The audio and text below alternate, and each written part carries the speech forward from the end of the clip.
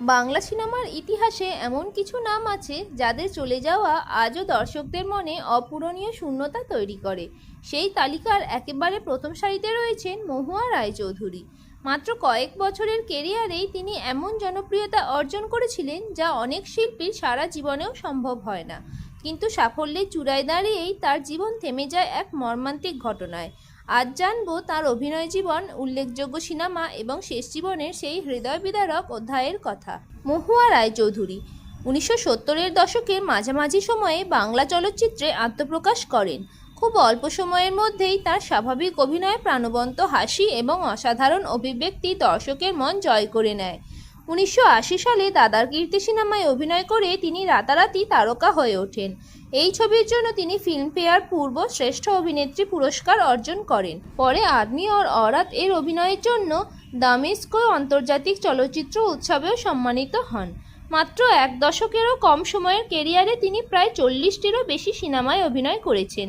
তার উল্লেখযোগ্য সিনেমাগুলির মধ্যে রয়েছে দাদার কীর্তি, পাকা দেখা, প্রতিশোধ, সাহেব, কপালকুণ্ডলা, পাহাড়ি ফুল, উপলব্ধি, সূর্য সাক্ষী, সোনার বাংলা, ইমন কল্যাণ, অমৃত কুম্ভের সন্ধানে, রাজেশ্বরী, জবানবন্দি, পরমা, আদমি और औरत, পরাবত প্রিয়া, যোগ বিয়োগ, সন্ধ্যা প্রদীপ, তিল থেকে তাল, আলোয় ফেরা, আমার পৃথিবী, অভিমান, সপ্তমুখী, প্রেম ও পাপ, অনুরাগের ছোঁয়া, মধুময়, রাজপুরুষ, লালন ফকির, আবির, জবাব, আশীর্বাদ, জাগরণ, সংক্রান্তি, রংবাজ এবং যেখানে আশ্রয়। এই ছবিগুলোর অনেকগুলোই আজ বাংলা সিনেমার ক্লাসিক হিসাবে বিবেচিত হয়। কিন্তু ক্যামেরার সামনে যিনি সবসময় হাসি মুখে থাকতেন, তার ব্যক্তিগত জীবন ছিল অনেকটাই অশান্ত। অভিনেত্রী দেবশ্রী রায় এক সাক্ষাৎকারে স্মৃতিচারণ করে জানান, মহুয়া কখনো কখনো খুব আবেগপ্রবণ হয়ে পড়তেন। একবার রাগ করে সহ অভিনেতা তাপস পালের সঙ্গে ঝগড়া করে শুটিং ছেড়ে চলে গেলেও পরে নিজেই ক্ষমা চেয়েছিলেন। আরেকটি ঘটনায় দেবশ্রী জানান, একদিন শুটিং সেটে মহুয়া কান্না ভেজা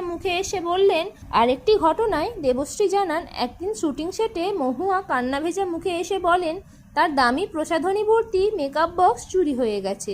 বিষয়টি নিয়ে তিনি পুলিশের কাছে অভিযোগ করেছিলেন।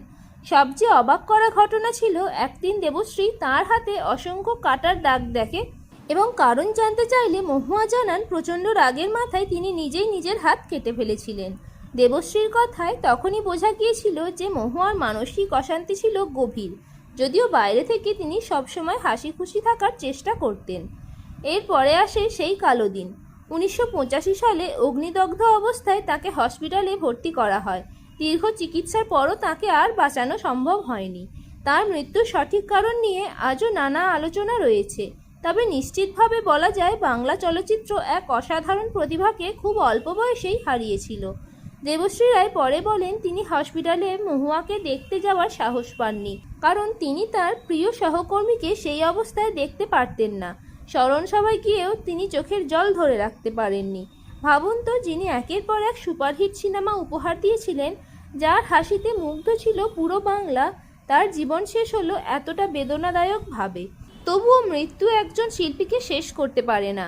আজও দাদার কীর্তি, সাহেব, শত্রু, তিল থেকে তাল, পরমা কিংবা লালন ফকির দেখলেই মনে পড়ে যায় সেই চিরচেনা হাসিমাখা মুখ। আপনার প্রিয় মহুয়া রায়চৌধুরীর সিনেমা কোনটি? কমেন্টে অবশ্যই লিখে জানান। বাংলা সিনেমার এমনই অমর শিল্পীদের গল্প জানতে ভিডিওটি লাইক করুন, বন্ধুদের সঙ্গে শেয়ার করুন এবং আমার চ্যানেলটি সাবস্ক্রাইব করতে ভুলবেন না। ধন্যবাদ।